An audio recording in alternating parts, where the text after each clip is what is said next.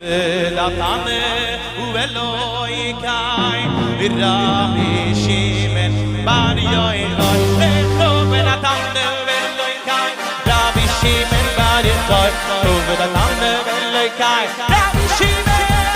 Lecho belatame uveloi kai Rabbi Shimon Shures belatame uveloi kai Rabbi Shimon bar Yochai Lecho belatame uveloi kai Rabbi Shimon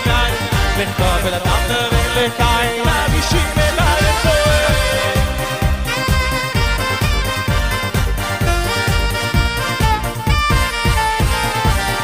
ሰላም ጤና ይስጥልኝ የተከበራችሁ ክቡራትና ክቡራን የሳምንቱ የኦሪት ትምህርት ተከታታዮች ወገኖች እንደምን አላችሁ?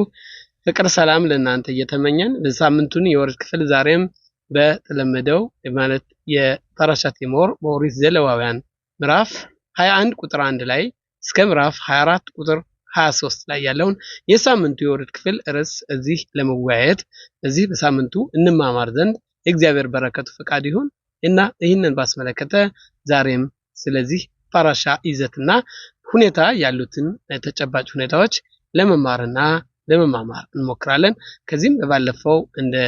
ተወያየነው ወንድማችን አባዬ ይገኛል እዚህ እና እሱ ሁለታችን የሳምንቱን የኦሪት ክፍል ለመግለጽ እንሞክራለን። ቆይታችሁ ከኛ ጋር ይሁን። ሰላም ለእናንተ ይሁን። ሰላም ጤና ይስጥልኝ አባዬ። ሰላም ጤና ይስጥልኝ። ክብር ይስፋ። እንደምን አለ? አመሰግናለሁ። እንደዚህ አክብረህ በየሳምንቱ የደከምክ እየለፋህ ህዝቡንን ተምሮ ለማስተማር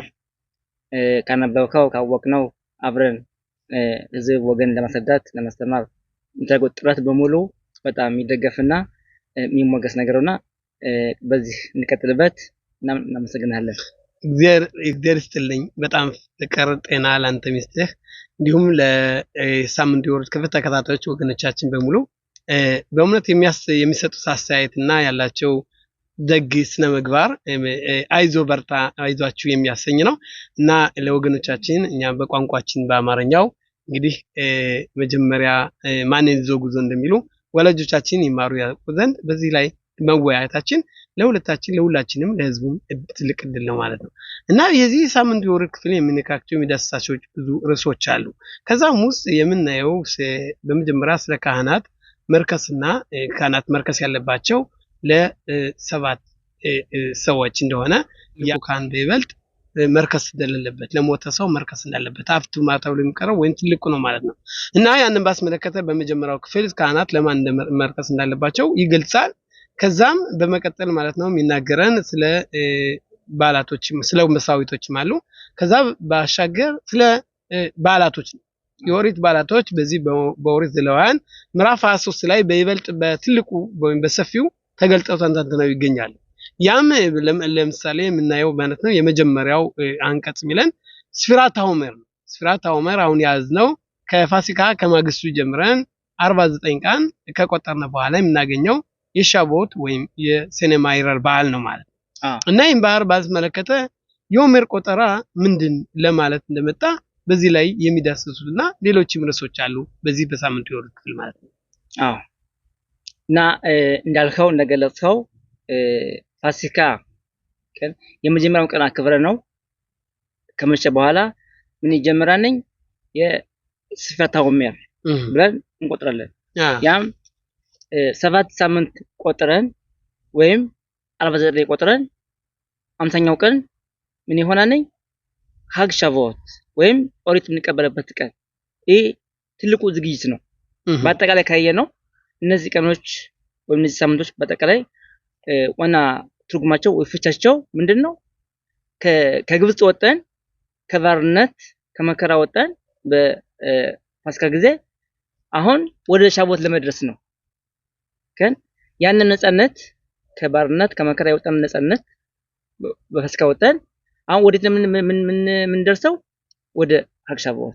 እና እነዚህ 7 ሳምንቶች ትርጉማቸው ፍቻቸው ዋናው ምንድነው? ከዛ ለመድረስ ነው። ህዝባችን ህዝበ እስራኤል ከግብጽ በነበረ ጊዜ ንጹህ አልነበረ ረክሰው ነበር 49 የመርከሻ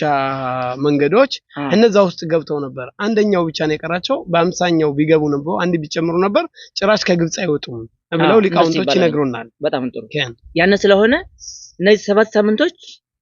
ያን ህዝብ ረክሶ የነበረ ህዝብ ኦሪት ሊቀበል አይችልም። ኦሪት ለመቀበል ሰው ዝግጁና ንጹህ መሆን አለበት። ያን ስላልሆኑ እነዚህ 7 ሳምንት ቆጥረው ለዝግጅት ነው፣ ራስን ለማጽዳት ነው። ቀን በእነዚህ በሰባቱ ሳምንታት ወይም 49 ቀን እያንዳንዱ ቀን ከአንድ ኃጢአት ይወጣሉ ማለት ነው። እነዚህ ቀናቶች የምንቆጥረው የመንጻት ነው ማለት ነው። ንጹህ ከሆነ ማለት ነው እግዚአብሔር አምላካችን ወሪትን ይሰጣናል ማለት ነው። የሰውነት ወይም የስጋ ነፃነት ሳይሆን የአእምሮና የእምነት ነፃነት እንቀበላለን ማለት ነው። በዚህ ነፍስነን ካጸዳህ ውስጥ ካጸዳን በኋላ ያንን ቅዱስ ነገር ለመቀበል እንችላለን። ካልሆነ ግን እኛ ካልጸዳነ ንጹህ ካልሆነ ያንን ነገር ለኛ ለመቀበል አንችልም። ያን ስለሆነ እነዚህ 7 ሳምንቶች ወይም 49 ቀኖች በጣም ልዩና ትልቅ ቀኖች ናቸው። በጣም የተለዩ እነዚህ ቀኖች አንድ ይሁዲ ራሱን በየቀኑ አጽድቶ አዘጋጅቶ ተቀረበ በጣም ከምንም በላይ እንደመድረስ እንደሚችል ራሱን መቅረት እንደሚችል እሱ በጣም እንዲሁም ሌሎችም ሊቃውንቶች በዚህ በኩል ሲናገሩ ምን ያህል እነዚህ ቀኖች ውድና አስፈላጊ እንደሆኑ ይዘረዝራሉ በስፋቱ በደንብ አድርገው። እነዚህ ቀኖች አንድ ሰው ተጠቅሞ ራሱን ከለወጠ ራሱን ካስተካከለ ያለው ደረጃ ከምንም በላይ ነው። በኋላ በሐግ ሻቦት ሲደርስ ኦሪትን ለመቀበል በጣም ተዘጋጅቶ ያን ነገር ከራሱ ለማዋል እንደሚችል በደንብ ያስተምራል። እየተቀደሰ ይመጣል ማለት ነው። የተለቀ የበለጠ ቅዱስ ይሆናል ማለት ነው። እዚህ ላይ መጨመር ፈልገው ከዚህ ቤተ መቅደሱ በነበረበት ጊዜ የገብስ ኦሜር ምንድነው እንደዚህ ችቦ ነገር ማለት ነው። እንደዚህ ገብስ ይዘው መጣው ያንን ለእግዚአብሔር መሳውት የሚቀርቡ ነው ማለት ነው። ለዚህ ነው ስፍራታ ኦሜር የተባለው። ኦሜር ማለት አንድ ችቦ የስንዴ የገብስ ችቦ ይዘው መጣው ያን ነው ማለት ነው። በሻቮት ደግሞ በሻቮት የምናመጣው የሁለት ዳቦዎች ናቸው። እነዛ ሁለት ዳቦዎች ስንዴ ነው፣ የስንዴ ውጤት ነው ያ ዳቦ እና የገብስና የስንዴ ለምን መጀመሪያ የገብስ ሆነ ከዛ በኋላ ለምን የስንዴ ሆነ ይላሉ። እና መጀመሪያ የገብስ መጣ ከዛ በኋላ ስንዴ መጣ። ጎመን ባወጣው ነፍስ እኔ አለሁ አለ ገብስ እንደሚሉት መጀመሪያ ማለት ነው። ልክ እንደዛ ሁሉ እንግዲህ ምንድነው በችግር ጊዜ ጎመን ነው የሚደርሰው በገጠራዊ ኢትዮጵያ በነበረበት ጊዜ። ከዛ በኋላ ምን ይመጣል? ገብስ ይመጣል እንደምናውቀው። ግን እዚህ ላይ የሚያሳየው መጀመሪያ ገብስ ይመጣል ከዛ በኋላ ስንዴ ይመጣል። ብዙም ጊዜ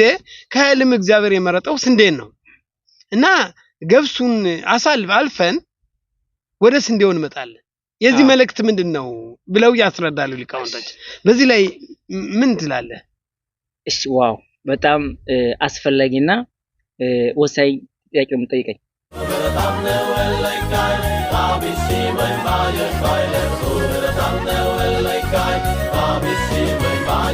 በግብጽ በባርነት እያሉ እንደ ሀገር ሁኔታ በስደት ስለነበሩ ቆሰው የግብጾችንን ባህል ስነ ምግባር ወርሰው ነበረ።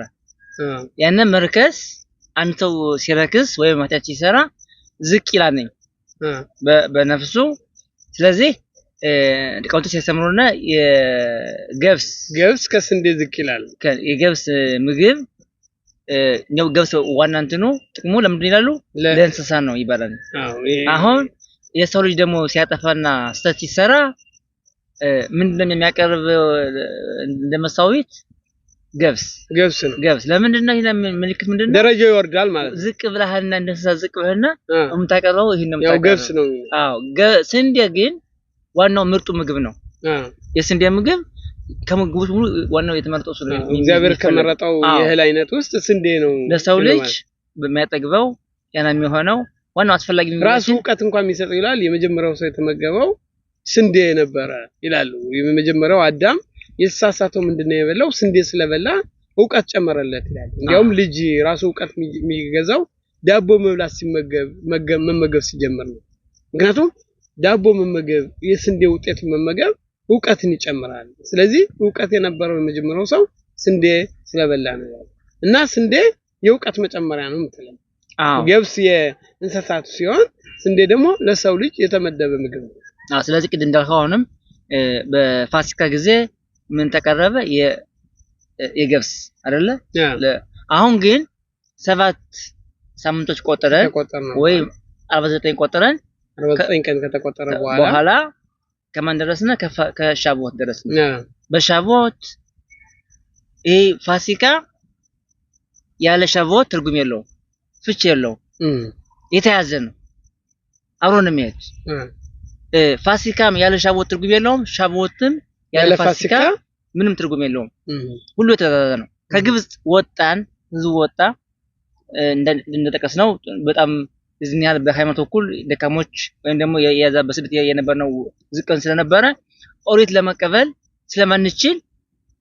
አሁን ግን በዚህ በ7 ሳምንት ቆጥረን ግን ራሳችን አዘጋጅተን እንደተማመን እንዳልነው ማለት ነው ንጹህ ሆነን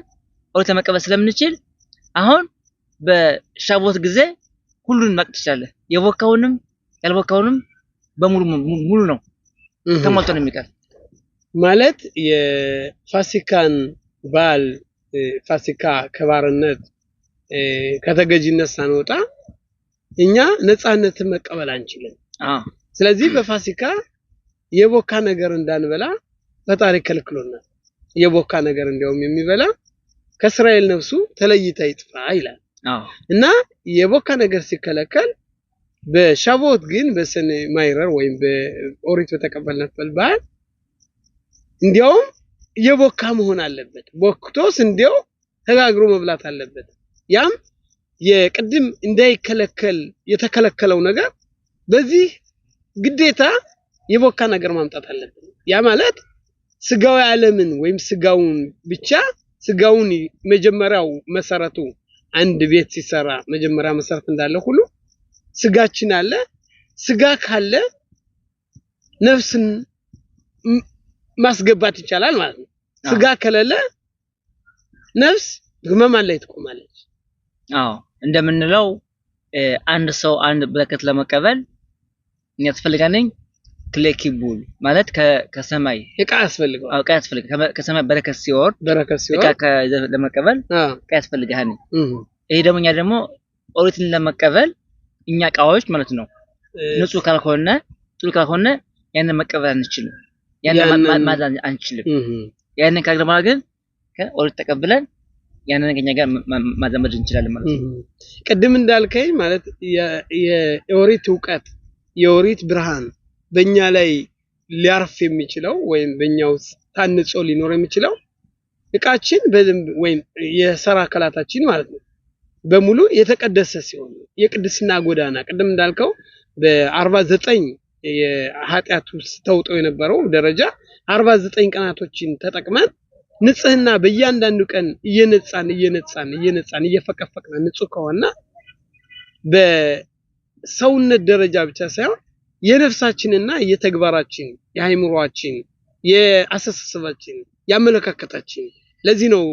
በባለፈውም ፕርኪያቦት የሚነበበው በእነዚህ ሳምንታት የሊቃውንቶች መጽሐፍ የሚነበበው ማለት ነው እኛን ከገብስ የነበረውን ይላሉ ሊቃውንቶች ገብስ እንግዲህ የእንስሳ ምግብ የነበረውን ወደ ሰው ለመቀየር እንስሶች ወደ ሰው ለመቀየር ወይም ስጋው ዓለምን ወደ መንፈሳዊ ለመቀየር ምን መሆን አለብን ማለት ነው እኛ ንጹሆች መሆን አለብን ሁሉ ቀን የማይሆነው ለሰው ልጅ የማይበጁ ነገሮችን እየተውነ ለሰው ልጅ የሚሆኑት ነገሩን አጠርተን ክሊክቡል እንዳልከው እቃውን በደንብ አድርገን አጥነን ድሮ እናቶቻችን አንድ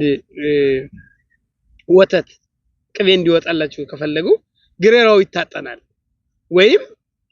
ማድጋውም ይታጠናል ያ ማለት ከዛ ውስጥ የሚጠነሰስ ጸላ በትክክለኛ ይወጣል ወይም እዛ ውስጥ ያለው ወተት በትክክለኛ ቅቤው በጣም ሽታ ያለው ደስ የሚል ጣዕም ነው እና ልክ እንደዛ ሁሉ ምትለን ማለት እነዚህ ነገሮች እኛ ሰውነታችን ማንጻት አለብን እንደገና ደግሞ ማጠን አለብን ያጣን ምንድነው ተግባራችን ነው ማለት ስለዚህ ተግባር አስተን ከእንስሳነት ተቀይረን እንግዲህ ሰውና እንስሳ አንድ አይነት ጸባይ አላቸው እነዚህም ይበላሉ ሰውም ይበላል እንስሳም ይመገባል እንስሳም ይጠዳዳል ሰውም ይጠዳዳል ሰው ልጅ ከእንስሳ የሚለየው በማሰቡና ነገሮችን የውቀት መደበር ወይም የውቀት ማህደር ስለሆነ ነው ማለት ነው ያገናዝባል ስለዚህ የውቀት ማህደር ኦሪትን በእኛ ላይ እንድናርፍ ከተፈለገ ከፋሲካ ወጣን ወደ ሻቦት መሸጋገር አለብን ከስጋ ወጣን ወደ ነፍስ መሆን አለበት ስለዚህ ዳቦን በመናቀርብበት ጊዜ ሁለቱም የተዋሃዱ ናቸው ነው እነዚህ ስጋው ዓለምና ወይም የቦካውና ያልቦካው ባንድ ላይ ሆኖ ያ ጊዜ ወስዶ ማለት ነው ጊዜ ለመፍካት እንግዲህ ጊዜ ያስፈልጋል ታሪክ አخمጥ አብሻላ ምንለው እንዲበስል ድረስ ያ ከበሰለ በኋላ ሁለቱንም አቀራምረን መሄድ አለብን እንግዲህ ጉፍ ባሪ ንሻማ ብሪያ እንደምንለው ማለት ሰውነታችን ንጹህ ከሆነ ነፍሳችንም ንጹህ ትሆናለች የእግዚአብሔር ማደሪያን እንሆናለን እና መጥለን የፈ በጣም ጥሩ ነው ይሄ በጣም ትልቅ ነገር ነው ይሄ የሚጠበቀው ሌላው ምትጨምረን ምንድነው ከግብጽ ምድር የወጣንበት ራሱን የቻለ የጽያት ሚጽራይም ከግብጽ መውጣንበት አለ ባሏል ከዛ ደግሞ የኦሜር ቆጠራ አለ ኦሜር ምንለው ማለት ነው ቅድም ያለው ኦሜር ቅድም እንዳልከው ማለት ነው ሁለቱንም የሚያያይዝ ነው ማለት ሆላሞይድ ትልቅ ሆላሞይድ ያለው ሆላሞይድ ማለት ስራም ነው ባልም ነው በአንድ በኩል መስራት ይቻላል መብላት ይቻላል ሁሉም መስራት ማለት እንግዲህ የምንሰራው ለመመገብ ስጋ አካላችን እንዲሰራ ለማድረግ ነው ሰራ ይህ ስጋ አካል ሆኖ ግን መስራት መብላት ያስፈልጋል ግን እንደገና ደግሞ ማሳወስና በየቀኑ በየደቂቃው የኦሜርን ቆጠራ ስንቆጥር ማሰብ ያለበት ወደ የተቀደሰ ቦታ እየቀረብን ነው ይላሉ እንዲያውም ሲያስረዱ በነገራችን ላይ የኦሜር ቆጠራ ለምንድን ነው ዛሬ የኦሜር አንደኛው ቀን ሁለተኛው ቀን ሶስተኛው ቀን ያለን ምን ለምን ይሄን ቀን ቀረን ለምን 49 አለቃ እንግዲህ ይሄን ቀን በተቃራኒው ለምን አልሆነም ይላሉ ያ የማይሆነው ንክራት የፋሲካ የኦሪት መቀበላችን አይደለም ዋናው ይላሉ ዋናው ምንድነው እያንዳንዱን ቀን መጠቀማችን እያንዳንዱ ቀን ከዛ ለመድረስ ምንሰራ ስራ አለ መስተካከል የሚገባቸው ተግባሮች አሉ እነዛን ካስተካክለን በእውነት ኦሪት ማደሪያ እንሆናለን ያለዛ ግን እነዛ ቀናቶች ምን ያህል ተቀድሻለሁ የሚለው እና የዛ የመቀደስ ጊዜ ስለሆነ ስለዚህ ፋሲካንና ሻቦት ኦሪት መቀበል የሚያያይዛቸው ሆላሞይድ የተባሉት ዋናው የግብጽ መውጣችን ዓላማው ኦሪትን እንድንቀበልና በእስራኤል ሀገር እንድንቀመጥ የሚለው የዚህ አለ እነዚህ ቀኖች ቅድም እንዳስታወስነው ራምባን የሚባለው ልክ ምንድን ያለና እነዚህ ቀኖች ሆላሞይድ እንደሚባሉ ሆላሞይድ ልክ እንደምትባል ማለት ፋሲካ 7 ቀኖች አሉ አይደለ የመጀመሪያው ቅዱስ ነው የመጨረሻው የተቀደሰ ቀን ነው መሃል ላይ ያሉት ቀኖች ሆላሞይድ ይባላሉ ያም ስራም ባል ማለት ነው አዎ ሁሉን ግማሹ ያዘውት ቀን ነው ግማሹ ደግሞ የተቀደሰ እንደ ሻባት እንደ ሰንበት ቀን ነው ሁሉን አንድ ሲሆን ሆላሞይድ ይባላል እና እነዚህ ቀኖች ከፋሲካ ጀምሮ እስከ ሻባት ያሉት ቀኖች ምን ብሎ ይጣቻው ሆላሞይድ ናቸው ማለት ሆላሞይድ ነው ትልቅ ነገር ናቸው 49 ቀናት ደግሞ አዎ ታዲያ ሆላሞይድ ከሆነ ማለት ደግሞ ሀዘን አለ በዚህ ወቅት እንደምታውቀው ቅድም እንዳልነው ሰርግ የለም ጸጉር መስተካከል የለም ያዘን ጊዜ ነው ያን ደግሞ እንግዲህ ከምን መጣ ነው ለምንድን ነው ጥያቄው አይደለ አብረን እንድነብይ ፈልገ ነው ሆላሞይድ ከሆነ በዚህ በዓላት ቀን ምን ተከሰተና ነው ሀዘን ውስጥ ምንገባው የደስታ ያለ ሀዘን ለምን አንድ ራብ ምን ያመሰለ ከዚህ ጋር ያኔ ይሄን ሆላሞይድና ቅዱስና አዘውት ቀን የሚያደርገው ማን ነው አለ ማን ነው የሚወስነው ሰው ራሱ ነው ይላል እንዴት ይላል አንድ ሰው ራሱን ቅድም እንደገለጽ ነው ራሱን ካዘጋጀ ራሱን ካጸዳ ይሄ ቀን እነዚህ ቀኖች በዓል ናቸው ቅዱስ ናቸው ግን ራሱን ካላዘጋጀ በመጥፎ መንገዱ ከተቃጠለበት እነዚህ ምን ይሆናሉ ሆል ናቸው አዘውት ይሆናሉ የሥራ ቀናቸው ስለዚህ የማረፊያ ቀን ሰው የራሱ ሰው ይሁን ስለዚህ ምን ያለኝ ራሱ ሰው ነው ያንዳንዳችን ባል ይሁን ያዘውት ቀን መስራት ወይ ማራፍ ከምንፈልገው ራሳችን ነው በነፍስና በመንገዳችን እነዚህ ቀኖች ቀድሰን ቅዱስ መባል እንችላለን ሰው እኛ በራሳችን እንችላለን እና ማለት ደግሞ ምን አለና ላግባው የሚባል ነገር አለ ላግባው 33 ቀን ሲደርስ ላግ ማለት ላሜድ 30 ማለት ነው ጊሜል ማለት ደግሞ 3 ማለት ነው በአንድ ላይ 33ኛው ቀን የኦሜር 33ኛው ቀን ላግ በኦሜር ተብሎ ይጠራል አልነው እዛ ላይ የሚደረግና ባህል ተፈተለ አሁን ያን ነገር ለምንድን ነው ቅዱስ ወይም ደግሞ የኦሪት መማሪያ የደስታ ቀን የሆነ ለምንድን ነው በዛን ቀን ነው እኛ ዘንቅ ካለፈባለ ነው ያዘኑ ቀናቶች ያለበቁና ወደ ደስታንም ተላለፈ ይሄ ምን ያሉ የያንድ ሊቃውንት የምናውቀው ትልቅ ሊቃውንት የረቢያ ኬባ ተማሪዎች እንደምናውቀው እሱ በ40 አመቱ ነው ካሁን ቆጥሮ ሁሉ ነገር የጀመረ 4000 ተማሪዎችን ማፍራት የጀመረ በ40 አመቱ ጀምሮ የሚገርም ነው ተምሮ ለኛ ሁላ ሁሉ ዘመቻም ለትምህርት ለብርታት የሚሆነና ጊዜ አይወቀን እድሜ አይወስነው የዚህ ሰው ታሪክ ነው ፍላጎት ነው የዚህ ሊቃውንት ታሪክ ሁሉ ጊዜ ለኛ ብርታት ኃይል እድሜ ማይወስንም ቁመት ውፍረት አይወስንም ማንንም የሚወስነው ፍላጎትና ጥረት ነው ያን ካላገኘ የትም እንደምንደርስ እሱ በ40 አመቱ ጀምሮ ተምሮ 24000 ተማሪዎችን አፍርቶ ሲኖር እነዚህ ተማሪዎች ምን ያሉ ሎናሃጉ ካቮድ ዘበዘ መከባበርና መደጋገፍ አልነበረም ግን አብሮ ምንም እንኳን ሊቃውንቶች ቢሆኑ የኦሪት ጠበብቶች ቢኖርም ግን በዚህ ርዕስ ላይ ማለት ነው ዋናው በባለፈው ሳምንት በፓራሻት ቅዱስ እንዳይነው በሀብታ ላይ ረካካ ሞኻ ማለት አንተ ላይ እንዲሆን የማይፈልገውን ነገር በሌላው ላይ አታደርግ ማለት ነው ያም ማለት አንድ ሰው ሲናገር አዳምጦ መልስ መመለስ ደህና ዋላችሁ ሲባል እግዚአብሔር ይመስገን እንደምን ዋላችሁ ብሎ መመለስ ወህልና አላምጦ ነገርና አዳምጦ እንደሚባለው እነዚህ ነገሮች ባለመደባመጥና ያለም ንጋገር ወይም አንዱ ቀስ አለማዳመጥ አንዴ እንግዲህ በዚህ ዓለም ባለንበት ዓለም የጊዜ ጥበት አለ ብዙም ጊዜ እኛ እንሰማለን ግን አናዳምጥ ምንድነው ያለ በምንልበት ጊዜ ምን እንዳለ ራሱ አናስታውስም ምክንያቱም ጊዜውን መሄዱን ነው እንጂ የምናየው ቁም ነገሩ ላይ ባሁኑ ሰዓት የሚደረገው መስራት የሚገባንን ወይም የማዳመጥ ወይም ማረም የሚገባንን ነገሮች አናረምም ስለዚህ እነዚህ ሊቃውንቶች ምንም እንኳን ሊቆችም ቢሆኑ የኦሪት ጠበብቶች ቢሆኑ 24000 ተማሪዎች ሁሉ ይህንን ነገር አንዱ ለአንዱ ክብር አልሰጠም ስለዚህ እግዚአብሔር እንዴት ነው አቀዱስ ባውኩም ደክደክ አለ አጸድቂም ከኮታ ሳሬ ጻድቃንን ሰው ያደገ በሄደበት ጊዜ እግዚአብሔርም ያንን ሰው በትክክለኛ ያው 100% ትክክለኛ መሆን ሲጠበቅበት ይችልበት ቦታ መዋል ሲችል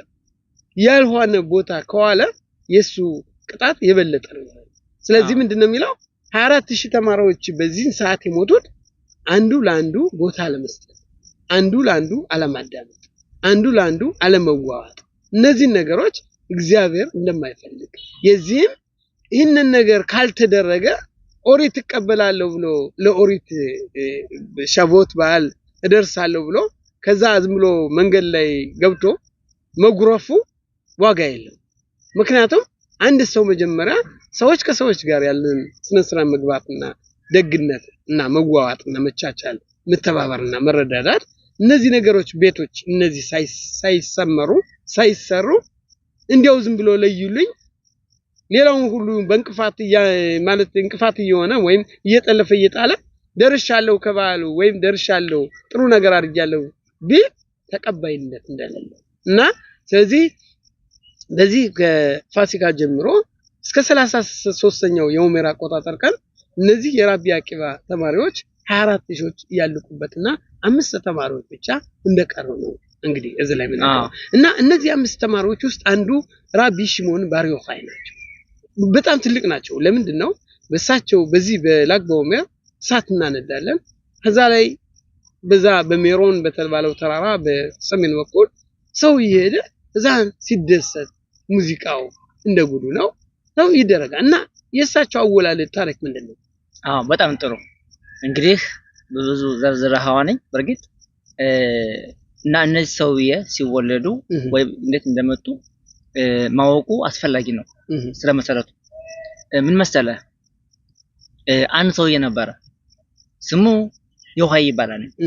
ይህ ሰውዬ ትልቅ ሊቃውንት ትልቅ የኦሪት ተማሪ ነበሩ አሉ አሁን እንደ ሁሉም ሰው ትዳር መሰርተው ይኖራሉ። ቤተሰብ አቋቁመው መሰርተው ተድረው በህጉ መሰረት ይኖራሉ። እዛ ሚስታቸው ልጅ ለመውለድ ተቸገሩ። ልጅ አልነበረም። ቢጠብቁ 1 አመት 2 አመት 3 አመት ብዙ ጊዜ ልጅ መከነው ነበር። አዎ መከን ሆነ። እዛ ይህ ሰውዬ ምን አሉ? ልጅ ሚስቴ ካልወለደች እምቢኝ ካለ በግጥ ይዋደዳሉ። ጠብ ክርክር ማራቸው ላይ አልነበረም። ችግሩ ይህ ብቻ ነው። እዛ ምን አሰቡ? እቺ ምን ከፈለ በነገራችን ላይ አንድ ሰው አንድ ትዳር ላይ ኑረው ልጅ ካላመጡ 10 አመት ላይ 10 አመት ያህል ይጠብቃትና ይጠባበቁ ይላል። ከዛ በኋላ ግን ካልተቻለ መፋታት አለባቸው ሚል አለ። አለኻው አለ ወግጋቱ ሚለው ከ10 አመት በኋላ መፍታት ይቻላል እንጂ በሁለተኛው አመት ወይም በሶስተኛው አመት ልጅ ያልወለደችልኝ ብሎ ይሄ ተቀባይነት እንደሌለው እና ይሄም አለ ለነገሩ እንደዚህ አለ። ግን እንደዚህ ብሎ ያለ ሰራው ይሄንን ትእዛዝ ይሄንን አለኻ ያውቃሉ፣ ሁሎችም ያውቃሉ። ከዛ ይሄን ብዙ ተጠበቁ በኋላ ምን አሰቡ? ሰውየው ሌላ ሚስት ወይም ከሷ ላይ መጨመር ወይም እቺን ሴትዮ ደግሞ ካፈለገች መፍታት አሰቡ። ግን ለሚስታቸው አልተናገሩም። ከውጭ አማከሩ። ወይም ሻዲካኔምና ወይም ደግሞ አማጮችን አማከሩ። ሌላ ሴት ለሳቸው ምትወልድ ለማግባት ፈለጉና ያንን ወሬ ለሰው ተናገሩ። ያንን ወሬ እንደምናውቀው አንተ ጆሮ ከሰማ እንኳን ይሄ መጥፎ ነገር ነውና ወፎች የሰማይ ወፎችም ድምጽን ሰምተው ለዛኛው ያሰሙታል። የሰማይ ወፎችም ራሱ ድምጽን አንድ ካፍ ከወጣ ያመልጣል ይላሉ ትልቆች እንደሚሉት። አንድ ብርጭቆ ከመሬት ከወደቀ እንደሚሰበረው ሁሉ አንድ ነገር ደግሞ ካፋችን ከወጣ በአንድ ደቂቃ ሰው ይተላለፋል። ሚሊዮን ሰዎች ላይ ሊሰሙት ነገር ሲያወሩ ሰዎች ሰሙና ያንን ወሬ ታሪክ ወስደው ለማን ይናገራሉ? ለባለቤታቸው ለሚስቲያዋ ለባብ ዮኻይ ባለቤቶች ባለቤት ማለት ነው። አውደ ተናገሩ ከነራባኒት ነገረው። ነገሯት። ያቺ ሴትዮ እንዳልሰማች ዝም ትላለች። ለባሏ ለምን እንዲያሰብ ልፈታይ ነው ወይ ምን ልትላይ ነው ሳትል አፍና ዝም ትላለች። ግን ወዲፍ ጆ ብላ ማለት ወዲፍ ጆ ብላ ያ ብቻ አይደለም ግን ስራ መልካም ብዙ ነገር ሰራች። ግን ለፈጣሪ ሰጠችው ማለት ወዲፍ ጆ ምን ታረጋለች መሰለህ? ጸሎት፣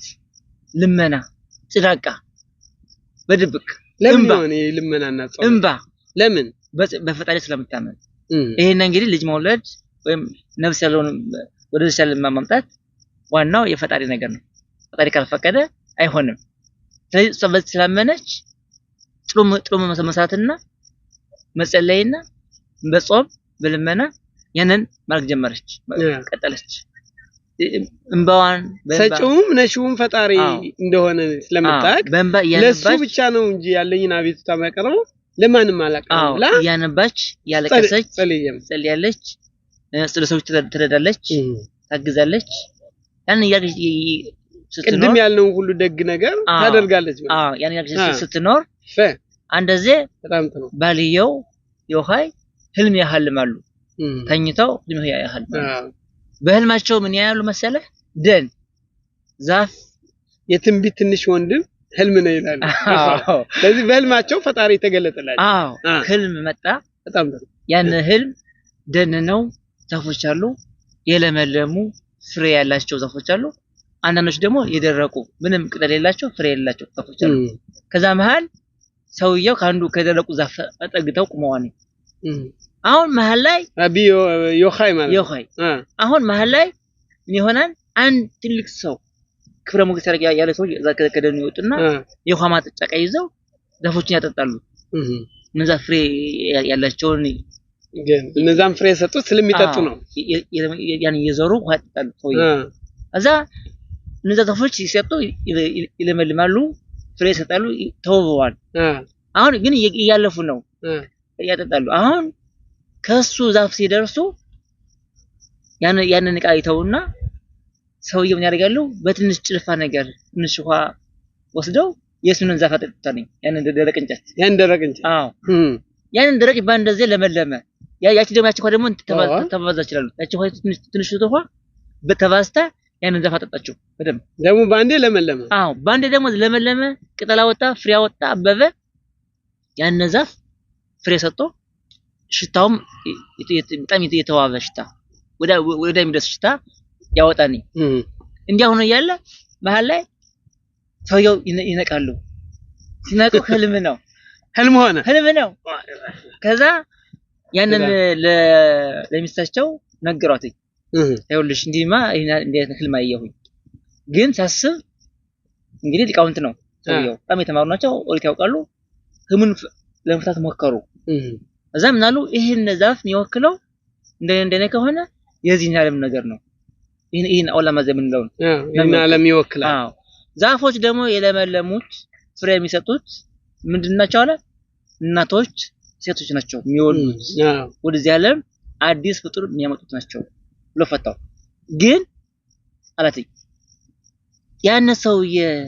ቆም ያጠጣው ሰውዬ ከኔ ሲደርስ ትንሽ ጨልፎ በነጭ ያችን ያጠጣበት ምክንያት ምንድነው ለምን ከሱ እንደው ሳይጠጣኝ ከኔ ጋር ሲደርስ ያንን ዛፍ በትንሽ ጭልፋው ስለው ያጠጣኝ ውሃ ለምን እንደሆነ ይሄን ቆቅልሽ ነው ይብኛል አልገባኝም ጥያቄ ይኖራኛል አለ አዎ ብሎ አማከራተኝ ለሚስቱ ባለቤቱ እሷም እንግዲህ የሱ ሚስት ከሆነች ራባይታተኝ ታውቃለች ማለቸው ከራባችን እንሂድ አንድ ችግር በይሁዲ ሃይማኖት አንድ ጥያቄ ሲኖር ወዴት ነው የሚከድ ወደ ራው ነው የሚከድ ወደ ትልቅ ራይከድና ያን ጥያቄ መፍትሄ እንደሆነ የስጋ ሐኪም እንዳለው ሆኖ የነፍስ ሐኪም የኦሪት ጠበብት ናቸው ማለት ነው እዛ ራባቸው ሄዱ ራባቸው ማናቸው ሪቢያ ኪፋ ናቸው እዛ ከነሱ ሄደው አማከሩ እንደዚህ አይነት ህልም አየው ከፍ እየፈትቸዋለሁ ግን እዚህ ጋር ይሄን እቹን ደግሞ ሰው ይንገሩኝ ሄደ ሲራው ራቡ አንተ የፈታው ትክክል ነህ ፍቹ ያ ነው እንዳልከው ነው ግን ካንተ ላይ ሲደርስ ያነ ሰው በትንሽ ጭልፋ ውሃ አንቺ ያንተን ዛፍ ያጠጣው ጉዳይ ምንድነው ይሄን አለው ያቺ ትንሽ ውሃ ሚስጥሩ ወይም ትርጉሙ እቺ ሚስቱ ሳራ ትባል ነበር ሳራ በተፈጥሮ መካናት አትወልድ ልጅ ለመውለድ አትችልም እና ግን አለው በስራዋ በተግባሯ በልመናዋ በእንባዋ ያን ድሯ ሊቀየር ነው ሊለወጥ ነው እና ያቺ ትንሽ ውሃ ያያት ውሃ የሚስትህ እንባ ነው የሷ እንባ ነው አሁን ያቺ ያጠጣህና ያን ዛፍ የለመለመው ልጅ ልትወልድ ነው ፈታለት ፍልሙ ዘንዳለው በአመቱ ልጅ ይወልዳሉ እዛ ማን ተወለደ ርቢ ሽሞን ግን ልጅ እያለ ሽሞን ነው ራብ አልሆነም ሽሞን ለምን ሽሞን ተባለ እግዚአብሔር ሰማኝ ጸሎት አጋርም ይሽማኤል እንዳለችው አዎ በሚስት ጸሎት ልመና ጥላቀ በመስጠት በእንባዋ እግዚአብሔር ሰማትና አሁን ውሳኔውን አስቀየረች እድል አስቀየረች እዛ ልጁ ምን ተባለ ሽሞን ተባለ እግዚአብሔር ሰማኝ እንደምንለው ማለት ነው ተቀየሮ ይሄ ልጅ ለዓለም ብርሃን የሆነ ልጅ በኦሪት ሊቃውንት የሆነ ልጅ ይወለዳል ግን አፈጣጠሩ እንዳልነው በስንት ድካም በስንት ልፋት በስንት እንባ የመጣ ልጅ ነው በድካም የመጣ ልጅ ነው አዎ እንግዲህ እንባን ካስታውስና ይቀር እግዚአብሔር እናቶችን ነሳራን ርብቃን ራሔል ያደረጋቸው መካን አደረጋቸው ይላል እና ሐናም መካን ነበረች የሽሙኤል እናት ማለት ነው ብዙም ጊዜ መካንነት የሚመጣው ለምንድን ነው ይላል ለምን እግዚአብሔር አምላካችን እናቶችን መካን አደረጋቸው ሲል የሚመልሱት መልስ ምንድነው እግዚአብሔር ቅዱስ ወሁም ይታበል ለትፍላታን ሸጥናችን ጻድቃን እናቶችን የነሱን ጸሎት ማለት እግዚአብሔር ይፈልጋል ምክንያቱም የሰማይ መስኮቶች ተዘግተዋል ይላል ሁሉም ተዘግቷል የእንባ መስኮት ግን ጭራሽ ከእግዚአብሔር ዘንድ አልተዘጋም አንድ ሰው ሰቅሰቅ ብሎ ከእግዚአብሔር የሚፈልገውን ነገር ከጠየቀ ፈጣሪ አምላክ ሁሉን ነገር ለሰው ልጅ ይሰጣል ጤናም ይሰጠዋል ሀብትም ይሰጠዋል ልጅም ይሰጠዋል ስለዚህ የእንባና በእውነት ከልብ ምንድነው ምንለው በአማርኛ ከልብ ካዘኑ እንባ ይገድም እንደምንለው ያ የልባችን ብለን ከእግዚአብሔር ይሄን ነው የምፈልገው ብለን ከጠየቅና ፈጣሪ አምላክ ሁሉን ነገር እንደሚያሳካልንና በረከቱን እንደሚሰጠን እዚህ ላይ ሌላው አድራሻ የሃይማኖታችን አድራሻ የሚለው አንዳንድ ጥያቄ ሲኖረን የሃይማኖት አባቶች ማማከር ለችግራችን እልባት ያገኝ አንድ ሰው ብቻውን አንድ በሬ ስቦ አንድ ሰው አስቦ አይቻልም እንደሚባለው እነዚህ ነገሮች አንድ ሰው ብቻ ሊፈታቸው አይችልም ስለዚህ እያንዳንዳችን ባሉትን ነገሮች መጠቀምና የእግዚአብሔር ሁሉን ነገር መጠየቅ እንዳለብን ያስረድናል ማለት ነው እዚህ ላይ እንደምትለን ከሆነ ሌላው ራቢ ሽሞን እንግዲህ ቅድም ሽሞን ተወለዱ እሳቸው አደጉ ተማሩ የሃይማኖት ጠበብት ሆኑ እና ከጊዜ በኋላ እንደምናቀው ላግቦም 12 አመት ኖሩ ይላሉ ብዙ ታሪኩ ረጅም ነው ብለ ባጭሩ እናርገው 12 አመት ከተኖሩ በኋላ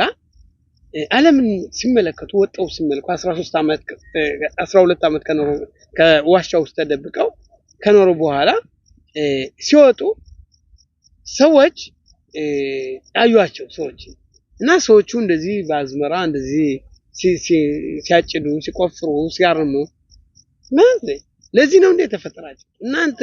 የእግዚአብሔር ልጆች ነን ባኒማትናችሁ የእግዚአብሔር ልጆች ነን ኦሪት መማር ማወቅ ማጥናት ይገባችሁ እንዴት በዚህ በቁሳቁስ ነገር ተሰራላችሁ በማለት በሚያያቸው ጊዜ ሰዎች የሚቃጠሉ ነበር ስለዚህ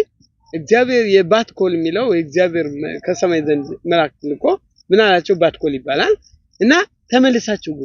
ባሪዮ ኻይ እና አንተ ይህን ዓለም ልታጠፋ አይደለም የፈጠረው ይህን ዓለም ይሄ ዓለም በትክክለኛ ይመራዘን ብሎ አስገባቸው ከዛ በኋላ የሰውነትና የመቻቻል አይቶ ማለት የተለያዩ ነገሮች ረጅም ነው ታሪኩ ባጭሩ እናርገው ይሄ ነው እና እሳቸው እንደገና በ13 አመታቸው 13 አመት ከቆዩ በኋላ ወጣው እንደገና ኤረፍ ሻባት በሚያዩበት ሰዎች በሚሄዱበት ጊዜ ይሄንን ስንዴ ለምንድነው ስላቸው ለሰንበት ዳቦ ላዘጋጅ ይሄንን ሳደስሳ ለምንድነው ይማ ለአርባታ ሚኒም በፋሲካ በስኮት የምንወዘጉዘው ለመውሰድ ነው እና ያሉ ይሄን ደግሞ አንዱ ዘኸር በሸሞር አስበውና ጠብቀው የሚለው ምናሸተው ነው ይያሉ በሚነግራቸው ጊዜ ለካ ያለም ለኛ አስፈላጊ መስራት መድካት ሁሉ ነገር ማድረግ እኛ አንዶቹ ኦሪትን ሲማሩ ሌሎቹ ደግሞ በጉልበታቸው ምንድነው ምንለው ሽማግሌው በመረቃቱ ወታደሩ ከደንበሩ ገበሬውን ከማሳው እንደሚለው ሁሉም በእያንዳንዱ ከተሰማራ እቺ ዓለማችን በይበልጥ እቺ የተቀደሰች ሀገራችን በጣም የተቀደሰችና እኛን የሚችል ትሆናለች ይባለፈው ሌሎችም እንደሚለው መሬት በባለፈው ያየነው በፓራሻታ ራይሞት እቺ ሀገር ተተፋቸዋለች ይላል ያ ምንድነው የሥራችንና ያስተሳሰባችን መዛባት ሲኖረው ይህ ነገር እንደማይኖር ራቢ ሽሞን ግን ይህን ትልቅ ነገር ለዓለም ያፈለቁ ናቸው አንድ ነገር ከሚገርም ውስጥ ደግሞ ምንድነው እዚህ ላይ እንድታብራሩ የምንፈልገው በመሞታቸው ቀን ይሄ ሞታቸው ቀን መታሰብ ይሄን ያህል ትልቅ ሊቅ የሞቱበት መታዘኛ ቀን ሲሆኑ በጣም መዋል ሲገባው በዚህ ቀን እንደሰታለን የእስራኤል ህዝብ ሁሉ እንደውም በሜሮን ተራራ በመሄድ በሰሜን በኩል ሲደሰት ይውላል እሳት ይነደዳል ይጨፈራል ይሄ የደስታ ቀን ይቀየራል ማለት ነው በሰደር ሞቱ ያቋረጠበት ነው እንበል ያስከዳል ምክንያቱም 24000 ተማሪዎች በሞት ያቋረጡት በ33ኛው ቀን ነው ይሄ በሰደር ይሆናል ነገር ግን እሳቸውን ባስመለከተ የእሳቸው መቃብር እንዴት ይሄን ያህል የደስታ ቀንና እሳት የሚነድበት ቀን ነው ይሆን ይችላል ዋው ይሄ በጣም ትልቅ ነገር ነው ማስተዋል ያስፈልጋል ለምን እንደዚህ እንደሆነ አሁን እንደተቀስከው ሰው ሲሞት ወይም በአመቱም ሲሆን ሀዘን ነው እንጂ ደስታ ቀን አይደለም ሰው ሲሞት ያሳዝናል ከዚህ ዓለም ኑሮ ወደ ሌላ ዓለም ሲያልፍ ለቀሪዎች ሀዘን ነው ይሁን ከዚህ ላይ ግን እነዚህ ትልቅ ሰው ሲሞቱ በየአመቱ የደስታ ቀን ሲሞቱም አዘው ነው የሞቱ እንዳታለቅሱ ይሄ ማለት እነሰውየ ሲያርፉ ብዙ የኦሪት ሚስጥሮችን ገልጸው አስተምረው ህዝቡ የማያውቀውን አሳውቀው ህዝቡ ያልገባውን ነገር ትልቃውን ስለነበሩ አሰብቶ ስለሄዱ ያነ ብርሃን ነው ለዓለም ብርሃናት ነው አዎ ለዓለም አብርተው ነው የሄዱ ግን በመሰረቱ አንድ ሰው እዚህ ዓለም ሲያልፍ ምንድነው የሚሆን ጨለማ ነው የሚሆን ለምን ሄደ ነበር አሁን ሲያስተምር ነበር አሁን አያስተምርም ሙሉ ነበር ጎደለ ማለት ይዞት ሄደ የሳቸው ግን የተለየ ነው ያኔ ዘው አለዱም ጥለው ነው የሄዱ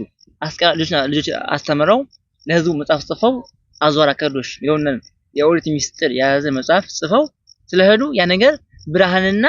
ተስፋ የሞላ ነው እና በዚህ ቀን ማዘን አይቻልም ግን የወጣ መደሰት ነው ዛ በዚህ ቀን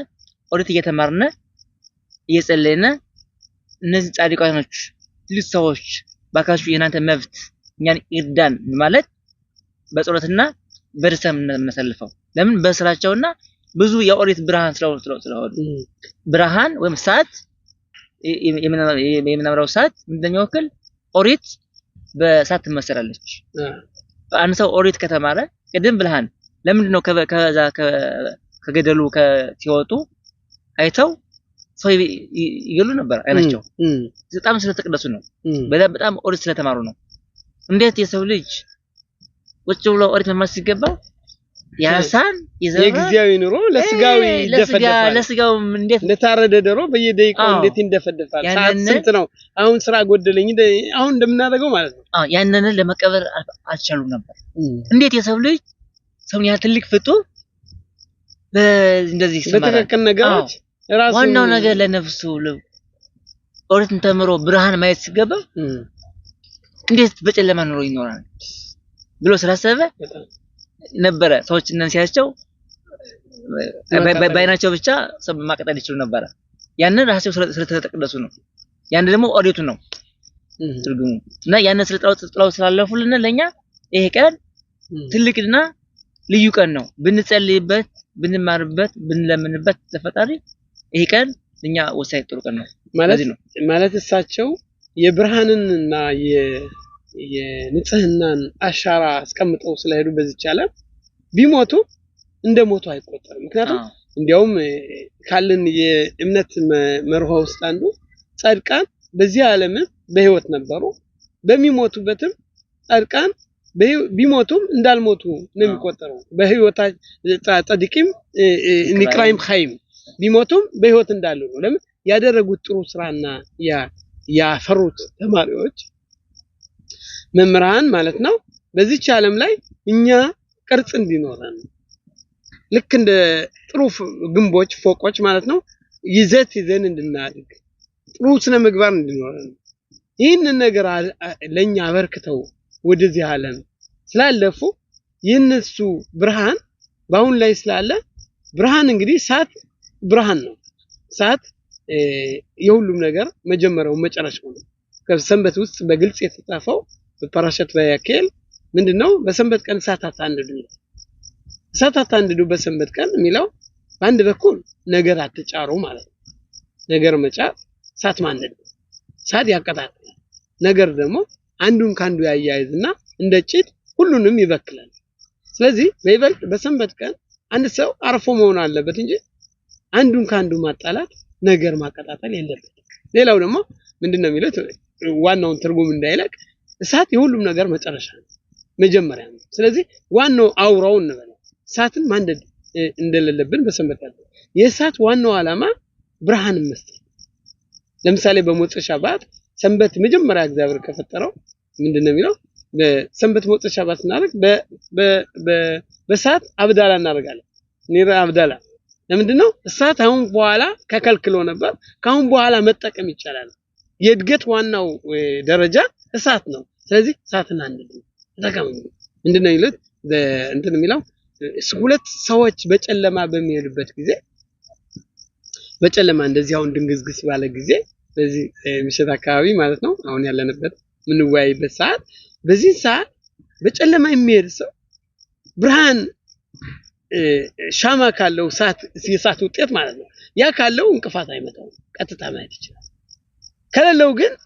በደቂቃ እንቅፋት መጥቶ ይወድቃል ይላል እና የኦሪት ብርሃን ደግሞ እግዚአብሔር ወደ እግዚአብሔር የሚያደርሰን ትክክለኛ መንገዱን መንጥሮ የሚያሳየን የእግዚአብሔር ጎዳና ነው ስለዚህ እዚህ ላይ እንደምትነግረን ራቢ ሽሞን ይህንን የላግ በኦሜር ማለት ነው እሳት ምናነድም ኦሪት እንደ እሳት ትመለሳለች የእግዚአብሔር ቃል እሳት እንግዲህ ወደ ላይ ለሚሄድ ውሃ ወደ ታች ነው የሚመጣው ውሃ ወደ ታች የሚሄድበት ትትናን ሲያስተውስ እንግዲህ እግዚአብሔርን ምንድነው በትትና ፖላይትሊ ምንድነው በትክክለኛ በትግስት ፍታም ማመስገን አለበት ልክ እንደ ውሃ ከላይ ሁሉ ጊዜ ራሳችን የበታች አነስተኛ አድርገን ማየት አለብን በሌላ በኩል ግን እስትንፋሳችንና ስራችን ወደ ላይ መሄድ አለ ኦሪት ወደ ላይ ነው የሚሄድ ሁሉ ቀን እያደግን ነው ማለት ትናንትና ቀደም እንዳልነው በፋሲካ ለመደምደም እንዳልነው የገብስ የነበረው የእግዚአብሔር የምናቀርበው ኦሜር ወደ ስንዴ ተቀይሮ ከስጋው አካል ወደ መንፈሳዊ አካል የምንሸጋገርበት ከጨለማ ወደ ብርሃን የምንሄድበት ያንን ይዘን ብርሃንን ይዘን ወደ እስራኤል ሀገር ገብተን እስራኤል ሀገር ውስጥ ከተቀመጥነ ማለት ነው የእግዚአብሔር የተቀደሰች ሀገር ክሚጽዮን ተጽራ በባራሽም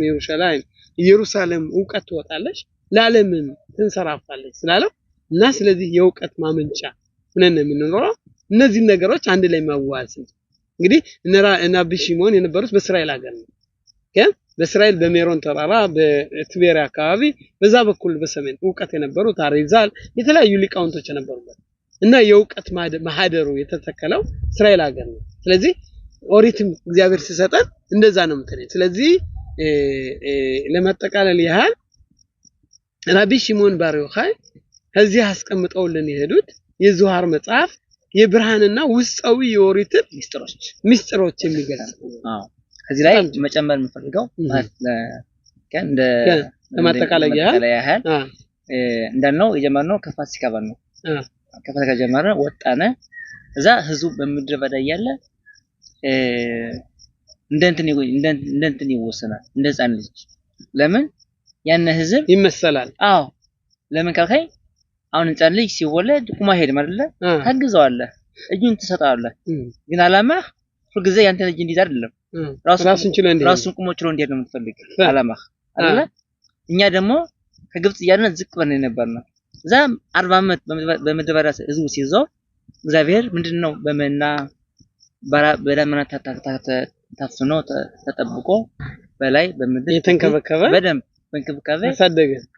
ሳይደክሙ ሳያርሱ ሳይዞሩ ኖሩ ኋላ እግዚአብሔር በፍቃዱ ባደለው ሰገድ ሲገቡ ያነመና ያቆማል ውሃም የለም አርሰህ ውሃ ቀድተህ ቤት ገንብተህ ካሁን በኋላ ራስን ችለህ መኖር አለበት እስካሁን የጅን የሰጠው ሰው እንድትሆን ራስን እንድትችል ነው እንጂ ለዘላለም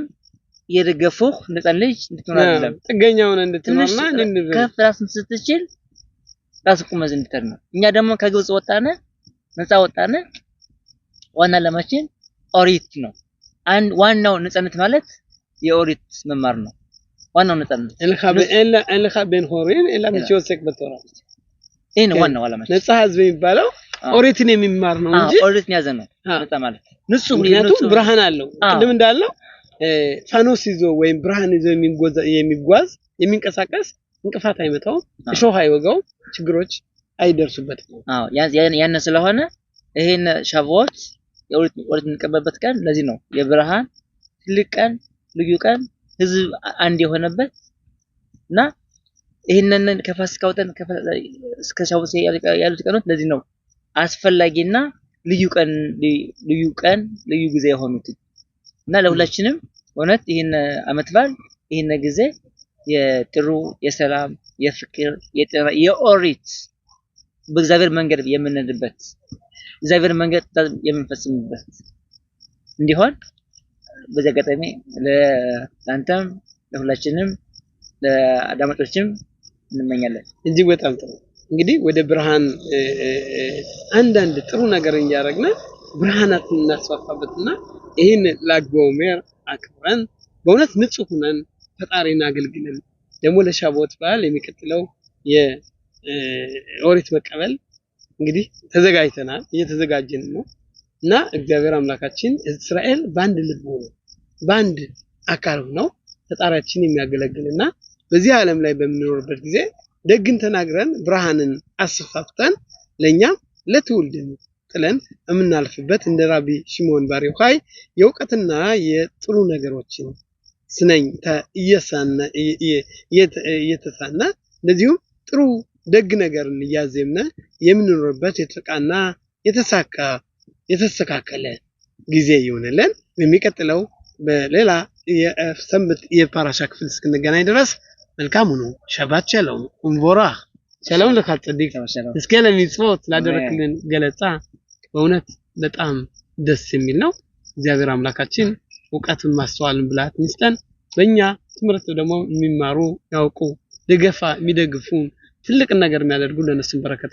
ይላክልን ፈጣሪ አምላካችን አገራችን ይጠብቀን ለሞቶት ነፍስ ይማርልን ለታመሙት ምራትን ይስጥልና